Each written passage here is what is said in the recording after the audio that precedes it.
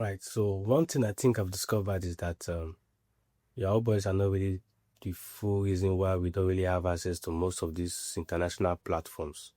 A lot of international platforms do ban Nigerians from having access when it comes to probably global payment platforms and sometimes tutorial platforms. A lot of international gigs don't really allow Nigerians to have access to their platforms. Most of us end up blaming Yahoo Boys for them, probably because of the activities of Yahoo Boys are the reasons why we don't have access to those platforms. But I think that is not totally true, because if you look at it now, from the cybercrime index, the ranking of countries by cybercrime threats, number one on the list is Russia, number two is Ukraine, number three is China, number four is United States, and number five is Nigeria.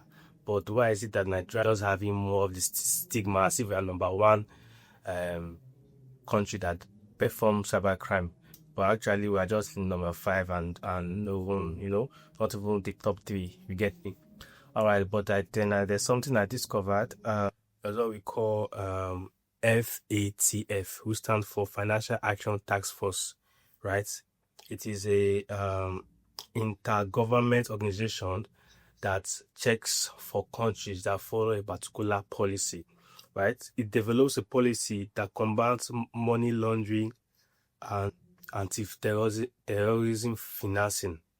So most countries that does not really have this anti-money laundering, AML, and anti-terrorism funding policies most likely will be blacklisted by this organization, right? And that's, if you take a look at it, that's why Nigeria is getting to take this very serious, because of this particular organization added Nigeria as a country to the gray book. There's what they call the gray book and there's what they call the black book, right? Some countries have been blacklisted, some countries have been gray listed. So Nigeria has been gray listed. We being gray listed is not really the optimum punishment you get. There's the blacklisting of countries, but at least our states have not gotten to that point where we have been blacklisted. But we are, as a country, are working towards getting away from the gray book. That's why most of the platforms we have in Nigeria are not taking anti-money laundering policies seriously. And most of the platforms, when it comes to finance, especially fintech, you have to perform KYC. That is know your customer and know your business verification whenever you try to create a platform or you try to create an account on certain platforms. And the same organization has also come to Nigeria and said that most of us in the country are now working towards that anti-money laundering act.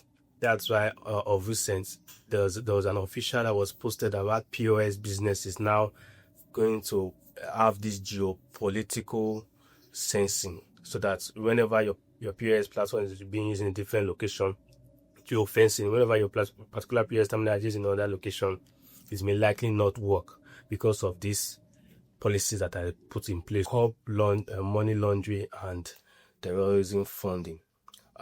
Hopefully, after some time, we'll be removed from the grey book and we'll be able to have access to all this international gig and international payments.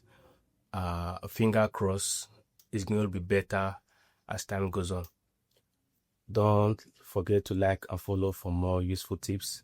See you on the next one.